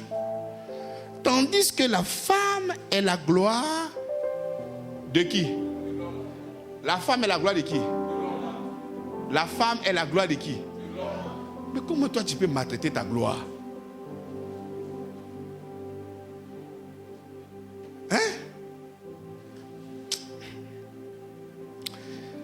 L'homme ne doit pas se couvrir la tête, tandis qu'il est l'image de la gloire de Dieu. Tandis que la femme est la gloire de... Tous les hommes disent, la femme est ma gloire. Maintenant, si la femme est ta gloire, mais pourquoi tu peux donc maltraiter ta gloire? Pourquoi? Pourquoi tu peux maltraiter ta gloire? Pourquoi tu maltraites mais ta gloire? Tu vas m'évoquer des raisons. Parce qu'elle fait ci, parce qu'elle fait ça, parce qu'elle n'a pas fait ci, parce qu'elle a fait ça. Montre-moi ça dans les Écritures. Il y a des choses qui sont dans notre tête parce que nous avons ramassé ça et là. Montre dans les Écritures à quel moment tu dois mépriser ta gloire. À quel moment tu dois maltraiter ta gloire. À quel moment tu dois piétiner ta gloire? À quel moment tu dois froisser ta gloire? À quel moment tu dois insulter ta gloire? À quel moment tu dois déchirer ta gloire? Montrez-moi. De la même manière que le Seigneur te fait du bien, même quand tu fautes, c'est de la même manière que tu dois continuer à faire du bien à ta gloire, même quand il y a des travers. Pourquoi c'est difficile pour nous, nous les hommes? Pourquoi nous voulons toujours convoquer dans nos relations la réciprocité? Pourquoi? Parce qu'elle a fait ça, je fais ci. Mais est-ce que c'est ce que le Seigneur nous a demandé de faire? Souvent, mais je me demande, mais qui est notre leader? Est-ce que c'est vraiment le Seigneur qui est notre leader? Parce qu'il va nous enlever dans ce monde de la réciprocité qui est œil pour œil, dent pour dent, pour nous envoyer dans un amour parfait en Christ, qui se repose seulement que sur nous-mêmes, non pas sur nos œuvres. Donc quand il finit de nous dire ça, et que toi, tu continues à dresser devant ton épouse la réciprocité, parce qu'elle a fait ça, toi tu fais ça. Mais je me demande, est-ce que nous obéissons vraiment à la parole du Seigneur? Hein? Est-ce que nous obéissons véritablement à la parole du Seigneur? Est-ce que c'est ce que le Seigneur nous a envoyé? Est-ce que c'est ce qu'il nous a mandaté? Il dit, aime ta femme. Il faut aimer. Il faut l'aimer. Ce don que j'ai envoyé. Mais tu t'imagines, Dieu te confie son enfant et tu maltraites son enfant. Il arrive un moment où les hommes pensent que c'est eux qui sont enfants de Dieu et la femme n'est pas enfant de Dieu. Ou bien elle est l'enfant du diable. Comme je dis là, c'est la dépression qui fait. Tu es tellement, en ta tête, tu es tellement humilié, tu as eu tellement de mésaventures que tu crois que cette personne, mais si tu es convaincu dans ton cœur que cette femme qui est en face de toi, c'est Satan, mais il faut la fuir. Mais toi, tu fais quoi avec Satan? Tu fais quoi avec Satan? Maintenant, si tu sais que ce Satan-là, il est récupérable, là, mais il faut l'aimer. Mais est-ce que ça, il y a une difficulté? Et ce que je suis en train de dire là, la majorité de tout ce que j'ai dit aujourd'hui là, tout ça tu sais. Mais c'est parce que toi-même, d'une manière arbitraire, tu as décidé de ne pas faire et de suivre sur les penchants de ton cœur. Pourquoi faire ça? Pourquoi faire ça? Le Seigneur dit qu'il va nous donner un cœur doux et obéissant à sa parole. Ce n'est pas ce qu'il nous a demandé, ce n'est pas ce qu'il nous a dit. Donc la question que je pose, est-ce qu'il nous a donné ce cœur doux et aimant? Et s'il nous a donné, pourquoi refuser donc de le faire? Nous devons les chérir, nous devons les aimer, nous devons les embrasser, nous devons prendre soin d'elles, nous devons leur faire des cadeaux, nous devons faire beaucoup de choses, beaucoup, et avec exagération. De la même manière que le Seigneur te fait beaucoup de dons, beaucoup de grâces. Souvent, mais tu te poses des questions. Hey, Seigneur, tu me bénis d'elle. Qu'est-ce qu'il a fait depuis longtemps? Toutes ces grâces. C'est de la même manière que cette gloire-là, il faut aussi multiplier des actions. Comment des hommes qui font 1 an pour donner un cadeau à leur femme? Est-ce que c'est normal? Est-ce que c'est normal? Tu peux sortir même, prendre même une carte de recharge. Bon, maintenant, il n'y a plus de carte de recharge. Hein? Voilà. C'est-à-dire, tu es au travail là-bas, et puis tu envoies un petit unité. Et mon mari m'a envoyé. Tu vois, tu viens de... Elle sourit comme ça pour toi. Et tu vois, et quand tu envoies comme ça, ce que tu viens d'envoyer là, on appelle ça ton Jean-Baptiste. Parce qu'il va nettoyer le chemin.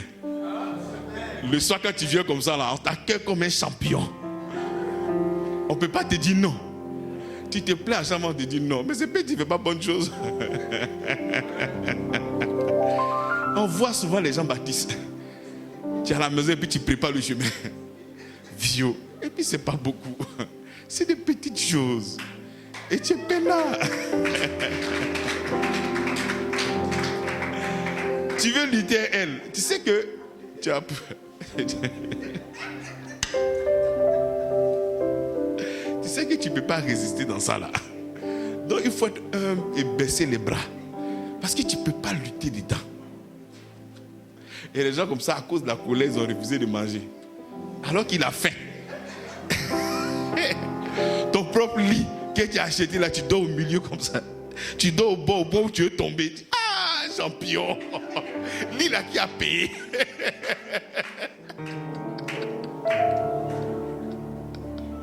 Ton propre lit, tu dors sur bois alors que c'est large.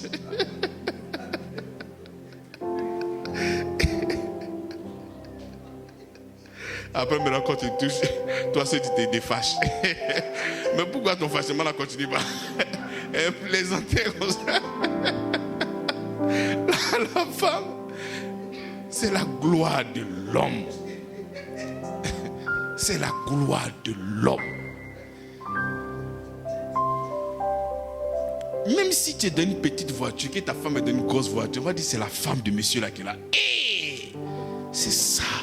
Mais tu as une grosse voiture et ta femme marche. On va dire, moi, c'est toi, tu es un homme. C'est ta gloire. Prends soin. Tu sens bon, ta femme ne sent pas bon. Pourquoi? Tu t'habilles bien, ta femme ne s'habille pas bien. Pourquoi? C'est pas normal. C'est pas normal. C'est comme ça que ce peuple-là, vraiment, je les aime bien, les Nigériens. Non, laisse tomber. Laisse tomber. Quand tu regardes l'homme, tu peux le négliger. Mais on dit, voyez sa femme qui est là, tu as au respect. Parce qu'il prend soin de son... c'est ma gloire qui est là. Et c'est ça. Mais toi, tu vas tirer et tu sors, tu laves tes lèvres roses, tu as envie, tu fais mal. Ah, si ma gloire est trop frite, là, ils vont venir la chercher. C'est la mentalité de la pauvreté qui fait ça. C'est être pauvre. C'est quand tu es pauvre, là, c'est comme ça que tu réfléchis. C'est pas comme ça.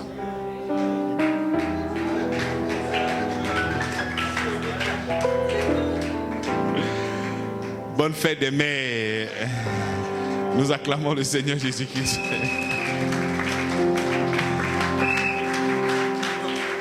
Nous allons prier. Toi, un homme, tu as confessé que de ta bouche, que la femme est mauvaise, tu vas te répandre.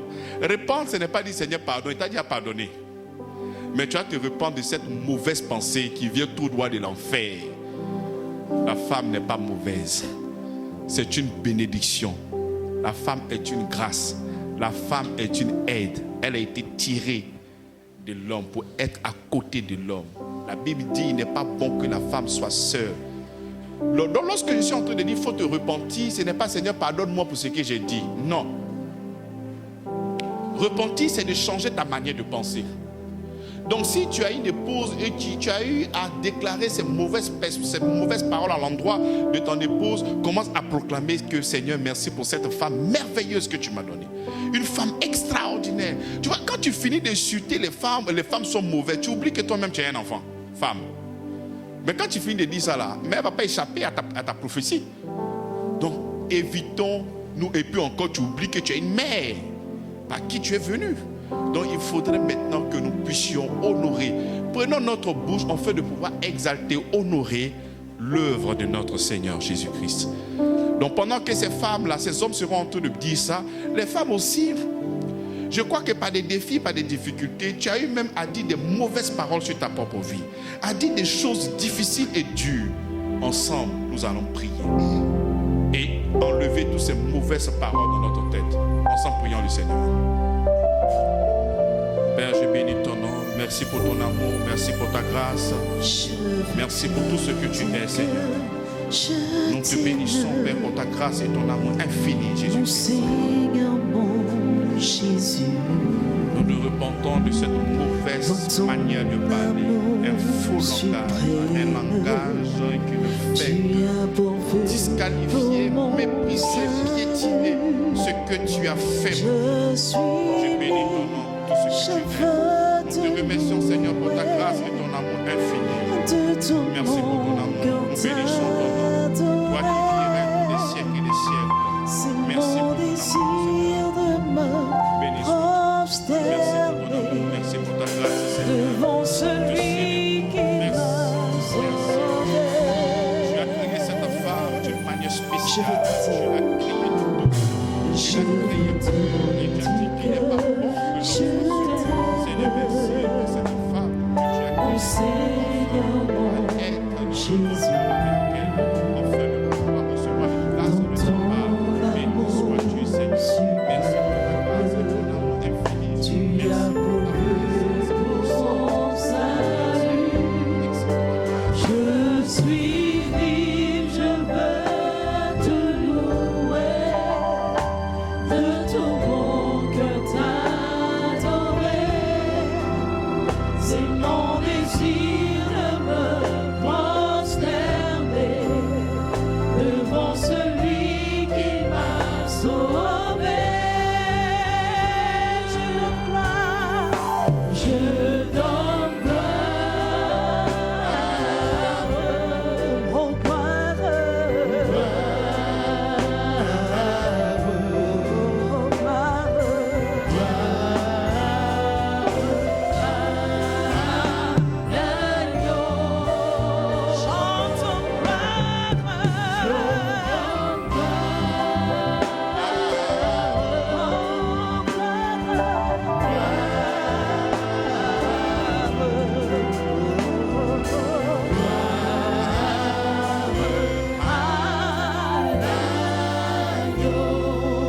je veux te dire que je t'aime, Seigneur.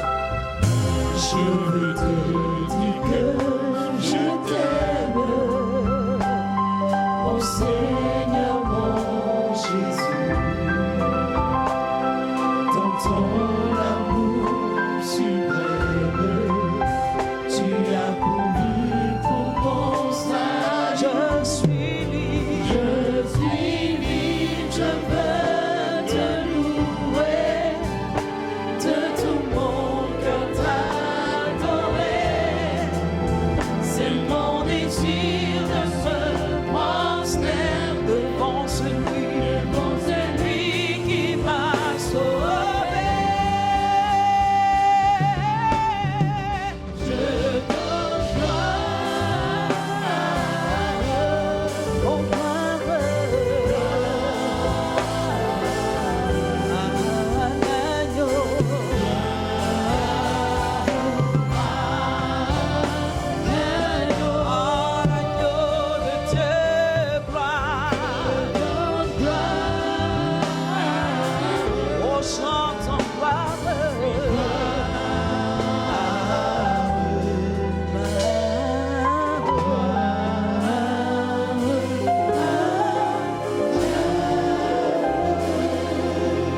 C'est par cette bouche-là que nous avons proféré des malédictions sur nos épouses. Par cette même bouche, ce matin, tu vas proclamer la parole du Seigneur. La Bible dit que la femme est la gloire de l'homme. Tu vas prier. D'abord, dis avec moi, la femme est ma gloire. Et tu vas commencer sur cette base à proclamer des paroles de vie. Oublie tous ces problèmes que vous avez eus dans votre ménage. Oublie tout. De la même manière que le Seigneur a oublié aussi tes péchés, c'est comme ça aussi qu'il va oublier tout ce que cette femme-là a pu te faire. Oublie tout. Et de ton ventre, libère des paroles de grâce. Dieu, ma femme est bénie. Ma femme est une aide. Ma femme est comme un poète, comme un psalmiste. Commence à faire sortir des phrases que tu n'as jamais proclamées, jamais déclarées à une femme.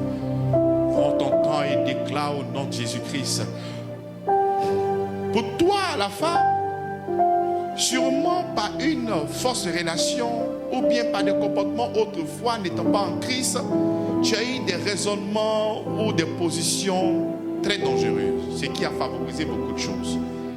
Et tu as en arrière-plan ces échecs qui courent toujours derrière toi. Commence à proclamer que tu es une créature merveilleuse du Seigneur. Commence à proclamer que tu es l'édifice de ton Père, qui t'a créé dans la bonté, dans l'amour, dans la perfection. Vas-y, ouvre la bouche et commence à prier.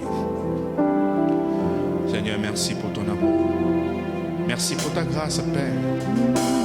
Toutes ces paroles à l'endroit des femmes, des paroles dures, des paroles méchantes, des paroles qui ne dépassent véritablement ce que tu as fait, Seigneur. Je me repens, je proclame que cette nouvelle femme qui viendra dans mon amour suprême, tu as pourvu pour mon salut. Je suis libre, je veux te louer, de tout mon cœur t'adorer. C'est mon désir de me prosterner devant celui qui m'a sauvé. Je veux te dire, je veux te dire que je t'aime, Seigneur, Seigneur mon Jésus, dans ton amour suprême, tu as pourvu pour mon salut. Je suis libre, je veux te louer, de tout mon cœur t'adorer. C'est mon désir de me prosterner devant celui qui m'a sauvé. Je donne gloire au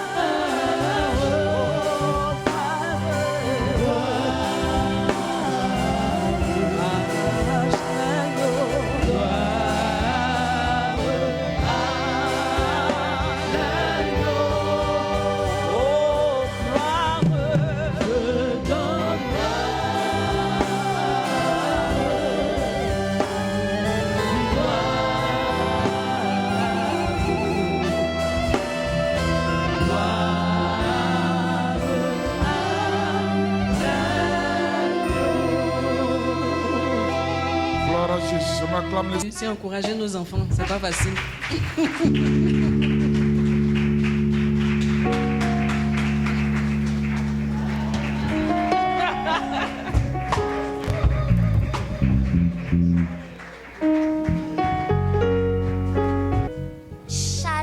Shalom, cher papa, shalom, cher maman. Ce poème est pour vous, mes mamans. Chère maman, en ce jour spécial, nous marquons une pause pour vous exprimer tout notre amour. Maman, tu es la lumière qui guide chacun de mes pas, la force qui soutient mes rêves, l'épaule sur laquelle je m'appuie sans cesse. Ton dévouement et ton amour inconditionnel sont admirables. Tu es une maman exceptionnelle. Après maintes réflexions, je peux dire que l'amour maternel est le seul amour qui se rapproche un peu de l'amour divin.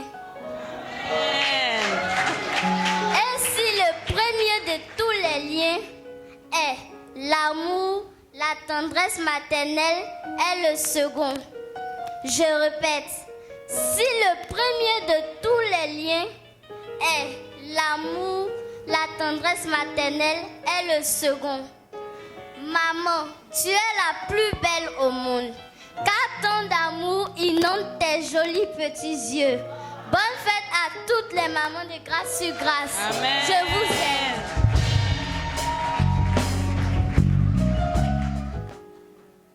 Chères femmes de Grâce sur Grâce, en ce jour spécial, nous nous inclinons avec respect, tendresse et reconnaissance devant vous, vous qui portez la grâce dans vos gestes, la force dans vos silences et l'amour dans vos prières. La fête des mères, ce n'est pas seulement pour celles qui ont donné naissance, c'est aussi pour celles qui ont aimé, nourri, soutenu, consolé, prié, écouté à chaque fois que l'occasion s'est présentée ou par instinct et par anticipation. Car être mère, c'est avant tout porter la vie dans le cœur avant de la porter dans le corps. Le livre d'Ecclésiaste, en son chapitre 3, nous dit qu'il y a un temps pour tout. Un temps pour enfanter, mais il y a aussi un temps pour s'aimer. Et vous, femmes de Grâce sur Grâce, vous s'aimez l'amour, la foi et la paix autour de vous. Certaines parmi vous ont élevé des enfants. D'autres attendent encore ce miracle.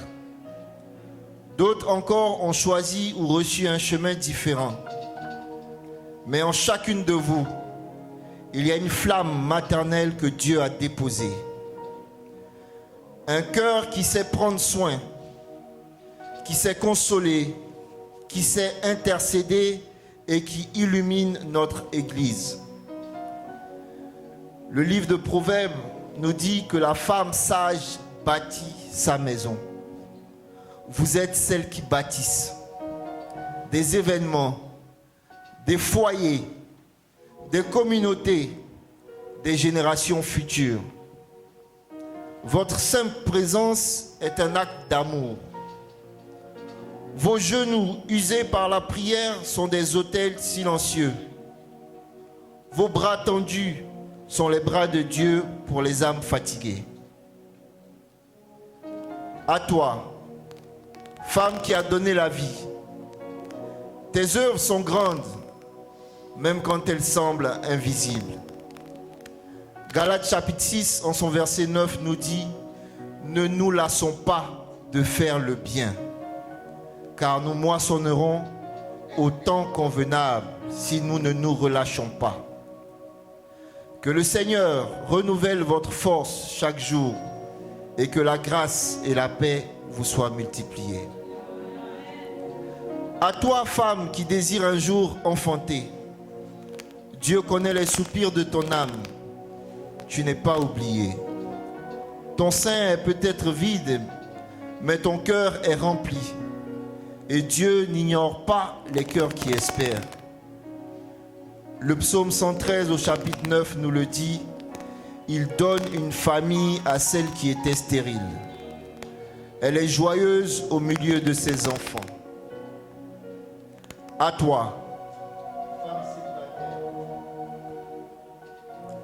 toi, femme célibataire, sœur fidèle dans la maison de Dieu, tu es précieuse.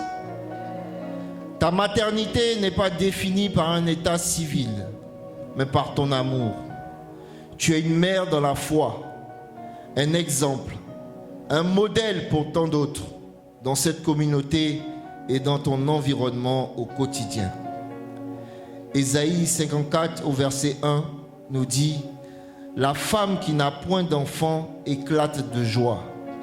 Elle pousse des cris d'allégresse, car les fils de la délaissée seront plus nombreux que les fils de celle qui est mariée. »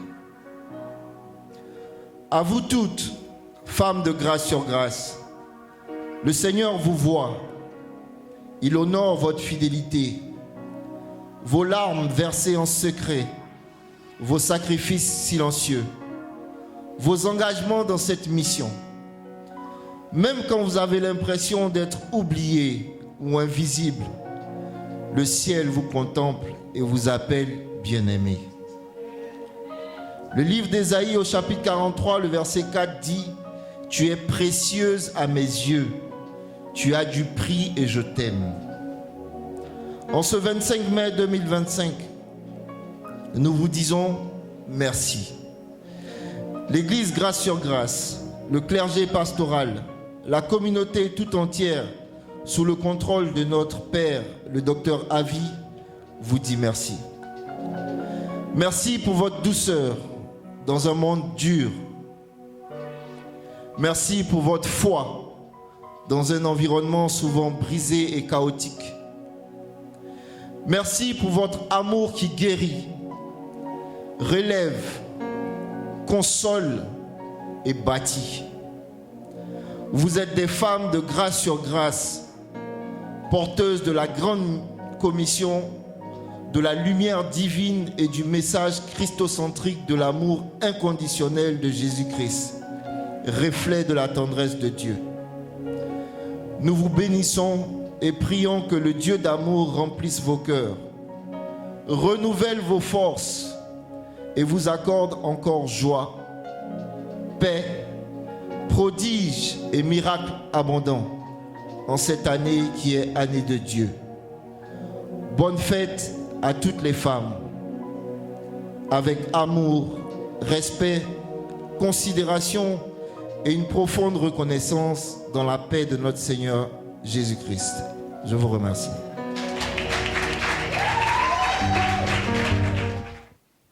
Bien-aimés frères et sœurs, shalom à chacun de vous.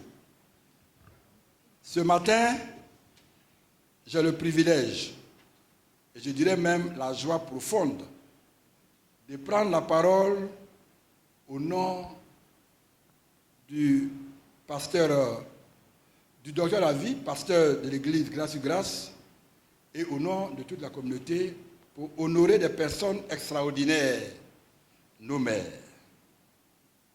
Chères mamans, chères sœurs, chères épouses, chères femmes de Dieu,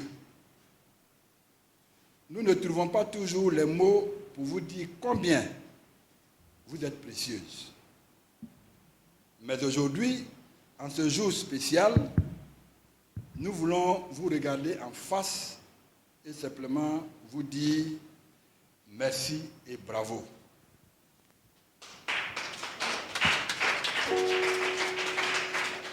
Merci pour votre amour, si tendre et pourtant si fort. Merci pour votre patience, même dans le silence et l'incompréhension. Merci pour vos prières, souvent versées en cachette, mais qui ont sauvé tant de vies. Merci pour vos bras qui portent, vos mains qui consolent, vos regards qui apaisent. Vous êtes celles qui tiennent bon quand tout chancelle. Vous êtes celles qui donnent sans compter. Vous êtes celles qui espèrent encore quand d'autres baissent les bras.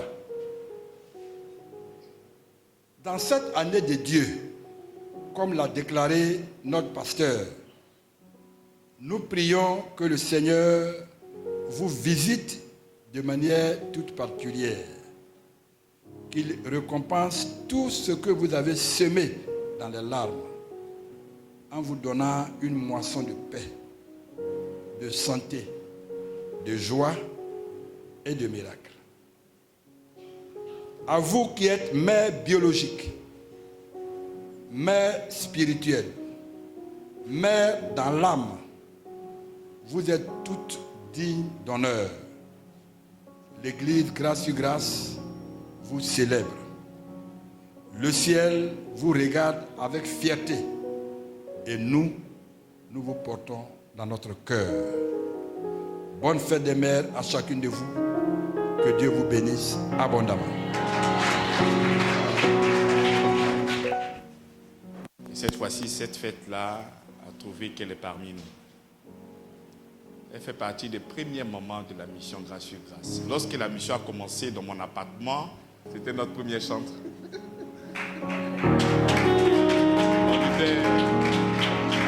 Moi, j'étais dans la 3 pièces, 2 chambres salon. On n'a pas regardé à ce qu'on pouvait donner, parce que c'était un tout petit salon, hein, avec les chaises, on se coinçait là, et nous avons commencé la mission. Donc voici la première chante de l'église Grâce sur Grâce.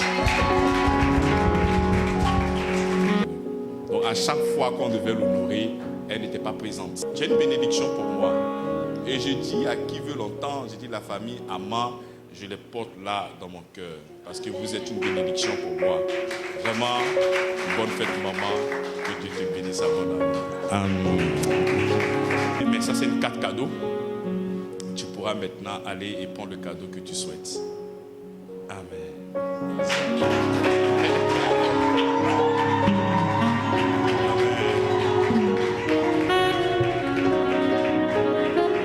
Alléluia. Je ne considère pas ma propre vie comme précieuse, mais plutôt comme un moyen de compléter ma course avec allégresse et d'accomplir le ministère qui m'a été confié par le Seigneur Jésus, celui d'annoncer la merveilleuse nouvelle de la grâce divine. Je m'agenouille devant mon Père, de qui dérive tout nom de famille, au ciel et sur la terre, afin qu'il me fortifie puissamment par son esprit dans mon être intérieur, pour que Christ puisse résider dans mon cœur par la foi. Enraciné et fondé dans l'amour, je cherche à comprendre avec tous les saints la largeur, la longueur, la profondeur, la hauteur, et connaître l'amour de Christ qui surpasse toute connaissance, pour être comblé de toute la plénitude de Dieu. À celui qui agit avec une puissance infinie en moi, dépassant tout ce que je pourrais demander ou penser, soit la gloire dans l'Église et en Jésus-Christ pour tous les temps et les générations à venir. Quant à moi, je tourne mes regards vers l'Éternel. Je place mon espérance en Dieu mon Sauveur. Il m'exauce. Ne te réjouis pas de ma chute, ô mon ennemi, car si je suis tombé, je me releverai.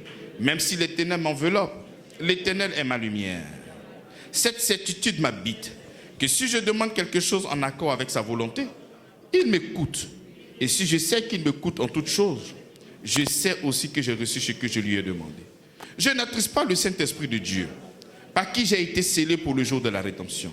Que toute amertume, animosité, colère, clameur, calomnie et méchanceté disparaissent de ma conduite quotidienne. Je suis bienveillant envers les autres, compatissant, pardonnant, comme Dieu m'a pardonné en Christ. Je suis donc imitateur de Dieu. Comme un enfant bien-aimé, je marche dans l'amour, à l'exemple de Christ qui m'a aimé et s'est offert lui-même à Dieu pour moi, en sacrifice d'une agréable odeur. Je lui consacre mon temps, mon espace, ma richesse, ma force, mon mouvement. Tous, nous avons eu part à sa plénitude.